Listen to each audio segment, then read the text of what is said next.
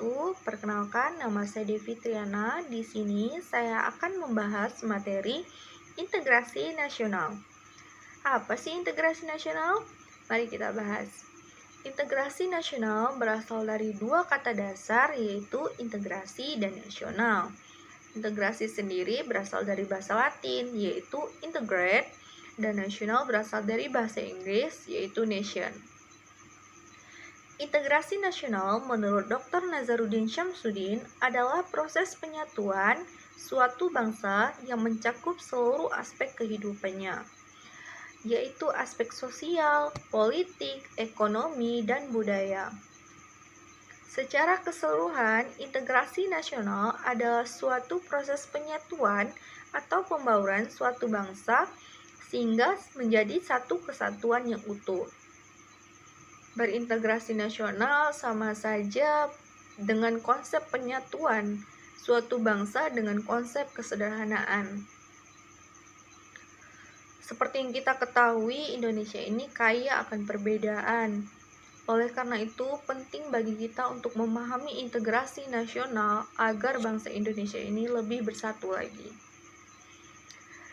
Selanjutnya, jenis-jenis integrasi nasional menurut Myron Weiner dalam Surbakti 2010 terbagi menjadi 5 jenis. Yang pertama itu integrasi bangsa. Integrasi bangsa adalah proses penyatuan berbagai kelompok budaya dan sosial dalam satu kesatuan wilayah dan dalam suatu pembentukan identitas nasional.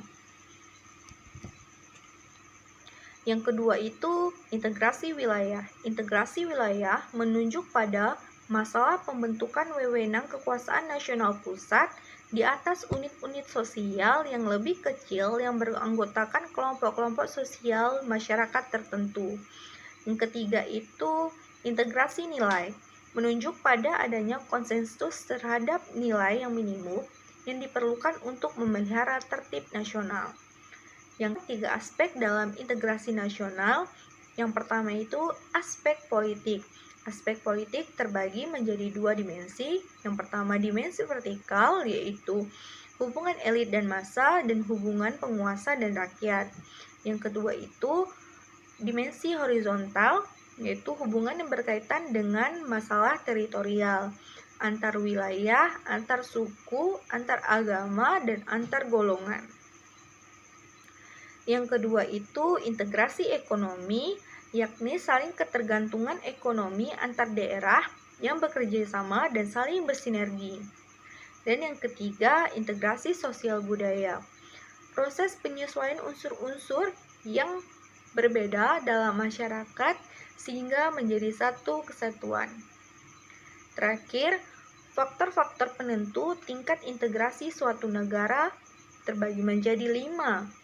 Yang pertama itu adanya ancaman dari luar. Yang kedua itu gaya politik kepemimpinan. Yang ketiga itu kekuasaan lembaga-lembaga politik. Keempat, ideologi nasional. Dan yang kelima, kesempatan pembangunan ekonomi. Kesimpulannya adalah ekonomi nasional berperan penting dalam persatuan bangsa Indonesia. Oleh karena itu, penting bagi kita, rakyat Indonesia, untuk memahami integrasi nasional, karena dibutuhkan kontribusi dari kita untuk mewujudkan persatuan dan kesatuan bangsa Indonesia ini.